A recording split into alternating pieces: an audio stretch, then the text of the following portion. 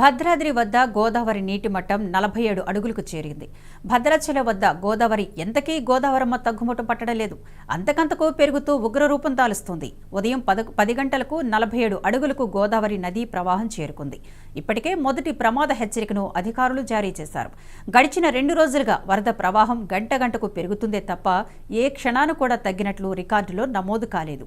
ఈ ప్రవాహం 48 అడుగులకు చేరితే రెండవ ప్రమాద హెచ్చరికను జారీ చేయనున్నట్లు అధికారులు స్పష్టం చేస్తున్నారు. గోదావరి వరద పెరుగుతున్న నేపథ్యంలో లోతట్టు ప్రాంతాల ప్రజలను అధికారులు అప్రమత్తం చేస్తున్నారు.